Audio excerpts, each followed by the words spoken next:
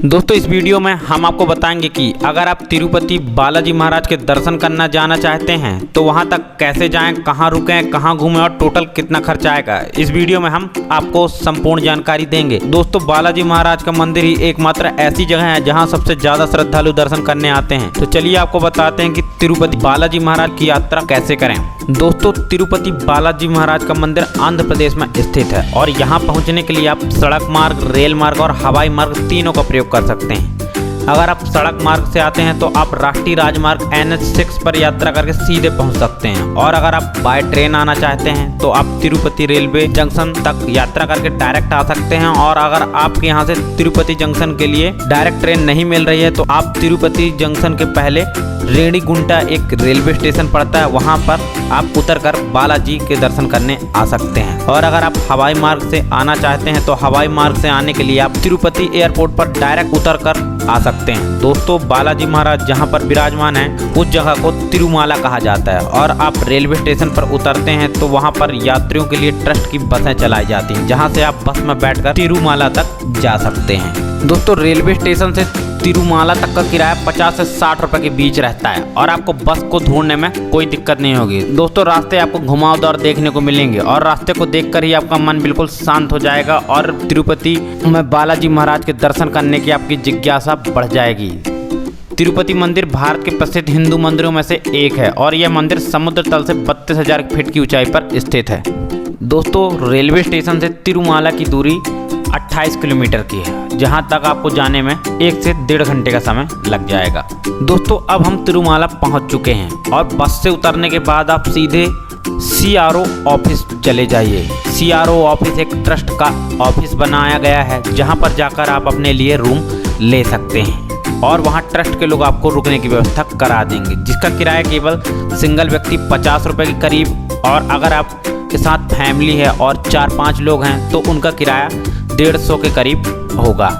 आप इसकी booking online भी कर सकते हैं, जिसकी वेबसाइट tirumala.org है। यहाँ पर भीड़ बहुत ज़्यादा रहती है तो आप जाने के कुछ दिन पहले इसकी बुकिंग करिए। जैसे ही आप रूम के बाहर निकलते हैं तो मंदिर के पास स्थित कल्याण कट्टा नामक स्थान पर यहाँ सामूहिक रूप से मुंडन किया जाता है। अगर आप मुंडन कराना चाहते हैं तो आप यहाँ पर मुंडन करा सकते हैं। यहाँ पर सभी नाई एक ही स्थान पर बैठते हैं और मुंडन कराने के बाद अर्थात केश दान करने के पश्चात आप यहाँ स्नान भी कर सकते हैं और फिर पुष्करणी में स्नान के पश्चात मंदिर में दर्शन करने के लिए आगे जा सकते हैं। दोस्तों यहाँ आने वाले प्रत्येक व्यक्ति की सबसे बड़ी इच्छा भगवान वेंकटेश्वर के दर्शन की होती है। यहाँ 1 लाख से भी अधिक श्रद्धालु इस मंदिर में प्रतिदिन दर्शन के लिए आते हैं। भक्तों की लंबी कतार को देखकर इस मंदिर की प्रसिद्धि का अनुमान लगाया जा सकता है। इस मंदिर की महिमा का वर्णन विभिन्न धार्मिक ग्रंथों में भी मिलता है। हालांकि दर्शन करने वाले भक्तों के लिए यहाँ विभिन्न जगहों पर एक विशेष पर्ची कटती है। इस पर्ची के माध्यम से आप यहाँ भगवान बालाजी के दर्शन कर सकते हैं। अब सबसे महत्वपूर्ण बात यह है कि यहाँ खाना कहाँ खाएं। हम आपको बता दें दोस्तों यहाँ पर खाना खाने की सुविधा एकदम बिल्कुल फ्री है और यहाँ खाने और नाश्ते की कोई दिक्कत नहीं होती है। यहाँ पर दिन भर खाने की व्यवस्था ट्रस्ट की तरफ से कराई जाती है और दिन भर में कम से कम 50,000 व्यक्ति खाना खाकर जाते हैं। अब बात आती है बालाजी महाराज के दर्शन की। तो दोस्तों बालाजी महाराज के दर्शन करने के लिए VIP सर्विस भी उपलब्ध है, जिसमें आप 300 का पास लेकर 4 से 5 घंटे में दर्शन कर सकते हैं और अगर आप पास नहीं लेना चाहते तो आपको लंबी कतार में 24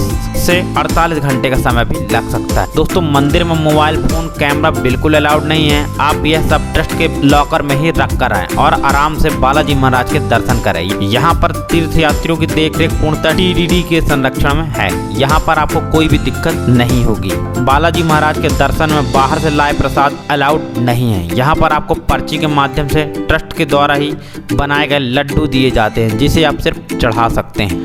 यहाँ पर प्रसाद के रूप में अन्न प्रसाद की भी व्यवस्था होती है, जिसके अंतर्गत चरणामृत, मीठी पोंगल, दही चावल जैसे प्रसाद तीर्थयात्रियों को दर्शन के पश्चात दिया जाता है। अब बात आती है भाषा की, क्या वहाँ हिंदी भाषा समझ पाएंगे कि नहीं। तो आपको बता दें यहाँ के लोग मुख्यतः तेलुगु बोलते हैं, लेकिन तमिल, कन्नड़ और अंग्रेजी समझने वाले लोगों की भी बड़ी संख्या है। हिंदी भाषा बोलने वाले और हिंदी में किए गए प्रश्न का जवाब देने वाले लोगों की संख्या बहुत ही कम होती है। आपको बता दें, बालाजी मंदिर में चढ़ाए जाने वाले फूल 23 किलोमीटर दूर एक गांव से आते हैं। उस गांव में बाहरी व्यक्ति का प्रवेश निषेध है। वहां पर लोग नियम से रहते हैं और वहीं से लाए गए फूल ही केवल भगवान को चढ़ाए जाते हैं। अब हमने बालाजी महाराज के दर्शन कर लिया।